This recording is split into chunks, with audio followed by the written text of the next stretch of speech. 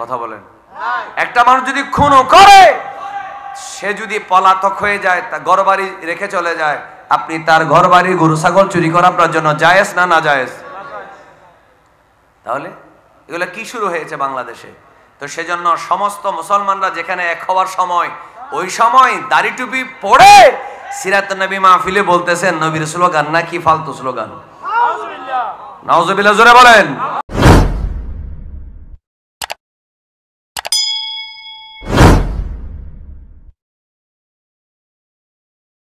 নেই মাও তখনও দনজন কি কাফের বলে না, তখনও কি মাও কাফের ছিলেন, বাবাও কি ছিলেন কাফের, তখনও ঈমান আনেন নাই। দনজনে গালিগালাজ করতেছে। আজকে মুহাম্মদ সাল্লাল্লাহু আলাইহি ওয়াসাল্লামের কারণে আমাদের ছেলে এত বেশি আঘাত পাইছে, এত বেশি কষ্ট পাইছে, তার কারণে। আসলে কি আমার নবী কি তাকে বলেছেন বলার জন্য নাকি মানা করছে? আমার নবী বারবার বলেছে এখন কাফের সংখ্যা বেশি, মুসলমানের সংখ্যা কম, তুমি এখনো কি আসে নাই, সময় আসে নাই বলছে বারবার। তারপরও তিনি প্রেমের কারণে, মহব্বতের কারণে, ইশকের কারণে বলেছেন। সুবহানাল্লাহ বলেন। আমার ভাইরা মনোযোগ। তিনি বেহুশ হয়ে গেলেন, ঘরে নিয়ে যাওয়া হলো। মা জননী এবং বাবা বারবার বলে আব্দুল্লাহর বেটার কারণে আমার ছেলে আঘাতপ্রাপ্ত হলো। আমার ভাইরা মনোযোগ। হায়াতুস সাহাবা নামক কিতাব ইউসুফ কান্দলভি তিনি ওই রিওয়ায়াত এনেছেন, বিভিন্ন কিতাবের মধ্যে আছে। অনেকক্ষণ পরে সাইয়েদুনা সিদ্দিক আকবর রাদিয়াল্লাহু তাআলা আনহু হুঁশ আসলো। মা বিলাপ করে, বাবা বিলাপ করে এই নবীর কাছে কেন গেল? আমার ছেলে তার পক্ষে যাওয়ার কারণে আজকে মায়ের খেলো, আঘাতপ্রাপ্ত হলো, শরীরের মধ্যে কত বিক্ষত হয়ে গেল। এই কথা বলার পরে কিছুক্ষণ পরে আবু বকর সিদ্দিক রাদিয়াল্লাহু তাআলা ওনার হুঁশ এসে গেল। হুঁশ আসার পরে ইনি পানি বলেন নাই, উনি ব্যথা বলেন নাই, উনি মা বলেন নাই, উনি বাবা বলে ডাক দেন নাই। হুঁশ আসা মাত্র তিনি হঠাৎ করে ওনার চোখের কোণাটা ভিজে উঠলো। সাথে সাথে বলল আইনা রাসূলুল্লাহ, তোমরা বলে দাও আমার নবী কোথায়, আমার নবী কেমন আছে? একটু জোরে বলো আল্লাহু আকবার।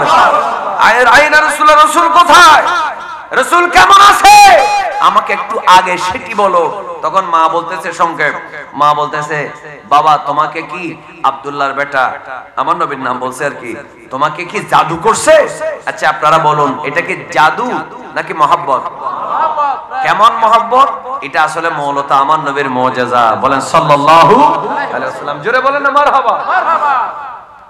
তা আল্লাহ রাসূল সাল্লাল্লাহু আলাইহি ওয়াসাল্লামের সাহাবী সিদ্দিক আকবর বলেন, মা তুমি বলতেছো যার কারণে আমি মার খাইলাম, হুঁশ এসে তুমি মনে মনে চিন্তা করছিলা আমি তাকে জিন্দেগির জন্য ভুলে যাব, তার কারণে কেন মার খেলাম? শোনো মা, যতক্ষণ আমি তাকে দেখব না, আমি একটা দানাও মুখে দেব না, এক ফোঁটা পানিও খাবো না। আরো জোরে বলেন সুবহানাল্লাহ।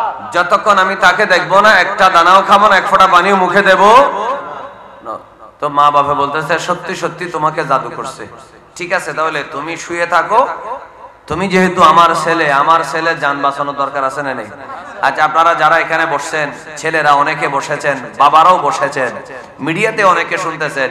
আচ্ছা মা বাবার চাইতে আপন আল্লাহ রাসূলের পরে বর্তমান সময়ে আর কেউ আছে? কথা বলেন আছে? সুতরাং কেউ যদি মা বাবার চাইতে বেশি আপন দেখায়, আপনাকে মা এবং বাবার থেকে আলাদা করতে চায়, মনে করবেন সে হচ্ছে আপনার শত্রু। ঠিক কিনা বলেন?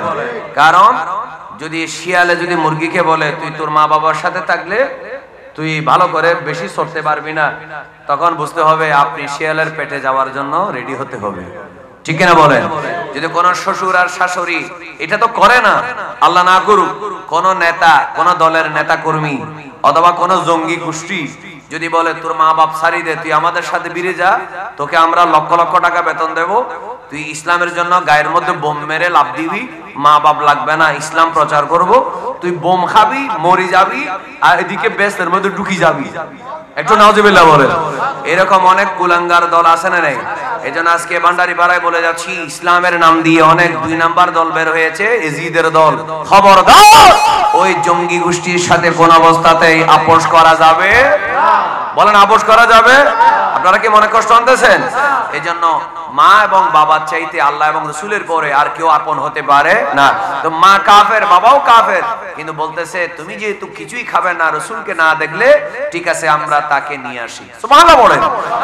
সিদ্দিক আকবর রাদিয়াল্লাহু তাআলা বললেন, ও মা খবরদার, আর একবারও বলবে না রাসূলুল্লাহকে আনার জন্য বলবে না। আমাকে যেভাবে আঘাত করলো নিশ্চয় রাসূলুল্লাহর গায়ের মধ্যে সেইভাবে আঘাত হলো। ও মা, রাসূলুল্লাহ সাল্লাল্লাহু আলাইহি ওয়াসাল্লাম যদি আমাকে দেখার জন্য আসে, রাস্তার মধ্যে ওনাকে এই কাফেররা আবার অ্যাটাক করবে, আমার নবীর নূরানি শরীরের মধ্যে আঘাত করবে, আমি আবু বকর সিদ্দিক সহ্য করতে পারবো না। মারে রাসূলুল্লাহকে আসতে বলিও না, একটুখানি আমাকে দুইজনে ধরো, আমি রাসূলুল্লাহকে কষ্ট দেব না। আমি আবু বকর সিদ্দিক আমার নবী সাল্লাল্লাহু আলাইহি ওয়াসাল্লামের কদমে হাজির হয়ে যাব। তো উনি বলতেছেন ওকে তো আসলে ভালোভাবে জাদু করছে, এটা কি জাদু না মহব্বত? আচ্ছা, এইভাবে দুইজনে ধরে রাসূল করিম সাল্লাল্লাহু আলাইহি ওয়াসাল্লামের কাছে নিয়ে গেল। আমার নবী যখন সিদ্দিক আকবরের চেহারা দেখলেন দুর্বল, দুইজনে ধরে রাখছে, দেখলেন আল্লাহ রাসূল সিদ্দিক আকবরকে বুকের মধ্যে জড়িয়ে ধরলেন।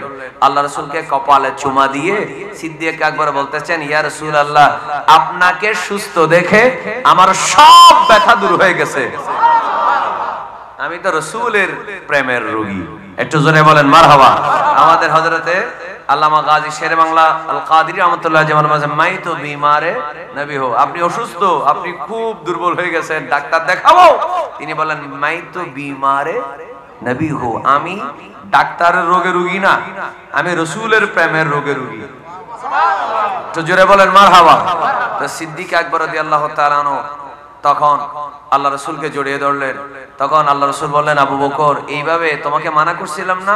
বলে, ইয়া রাসূলুল্লাহ, আমার আঘাত সব আমার চলে গেছে আপনাকে দেখার পর।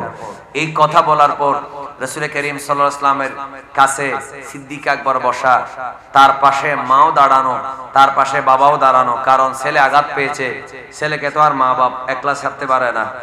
সেখানে ওনাকে নিয়ে গেছে। তো মা জননীকে দিকে একবার দেখে, একবার রাসূলের দিকে দেখে, আরেকবার বাবার দিকে দেখে, বললে, ইয়া রাসূলুল্লাহ, আপনি কি জানেন আমি আঘাত পাওয়ার পর থেকে আমার মা আপনাকে কয়বার গালি দিছে? বলে, কি বকা দেয়? বলছে, বকা গালি মানে সেরকম না, উনি বকাবকি করেছে। আব্দুল্লাহর বেটার সাথে চলার কারণে আমার ছেলে জনপ্রিয় ছিল, সবার কাছে প্রিয় ছিল, তার সাথে চলাফেরা করার কারণে মাইর খাইছে, আঘাত পেয়েছে, আমার বারবার বকাবকি করেছে। তখন আমার নবী বলেন, তুমি কি চাও?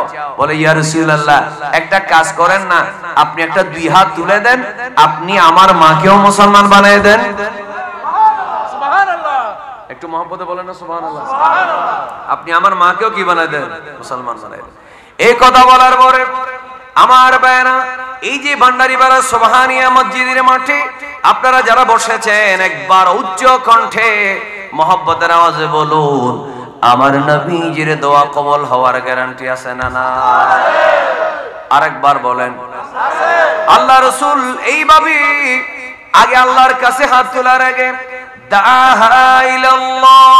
সিদ্দিক আকবর রাদিয়াল্লাহু তাআলা আনহুর মা জননীর দিকে তাকিয়ে বললেন, ও আবু বকরের মা, তুমি আল্লাহর দ্বীনের দিকে চলে আসো। সুবহানাল্লাহ। দাহা ইলাল্লাহ। আবু বকর সিদ্দিকের মাকে বললেন, তুমি ইসলামের দিকে চলে আসো। আরেকবার কি বলা যাবে না মারহাবা? তুমি ইসলামের দিকে চলে আসো। প্রথমে বললেন তুমি ইসলামের দিকে চলে আসো, একটা কথা। দ্বিতীয় নম্বরে আল্লাহর কাছে বললেন, দা আল্লাহ লাহা, আল্লাহ আবু বকরের মাকে তুমি ইসলামের জন্য কবুল করে নাও। এই দোয়া করা মাত্র সিদ্দিক আকবর রাদিয়াল্লাহু তাআলা আনহুর মা আর দেরি করে নাই, সাথে সাথে পড়ে দিয়েছে, আশহাদু আল্লা ইলাহা, বলেন আশহাদু আল্লা ইলাহা ইল্লাল্লাহু ওয়া আশহাদু আন্না মুহাম্মাদান আবদুহু ওয়া রাসূলুহু সাল্লাল্লাহু আলাইহি ওয়াসাল্লাম। একটু জোরে জোরে কি বলা যাবে না মারহাবা?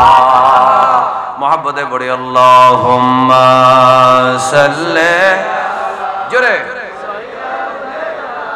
মাওলানা মুহাম্মদ ওয়া وعلى آل سيدنا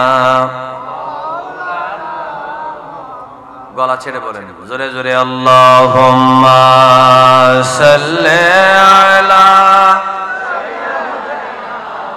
মাওলানা মুহাম্মদ ওয়া আলা আলি সাইয়্যিদিনা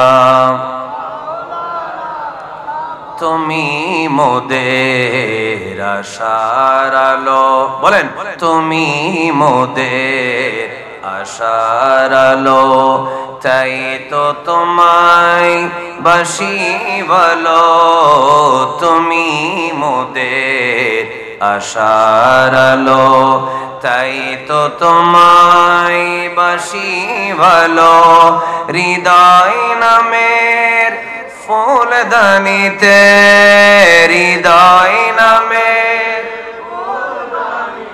গেথে রেখেছি প্রেমের মালা ইয়া রাসূলুল্লাহ ইয়া হাবিবাল্লাহ ইয়া রাসূলুল্লাহ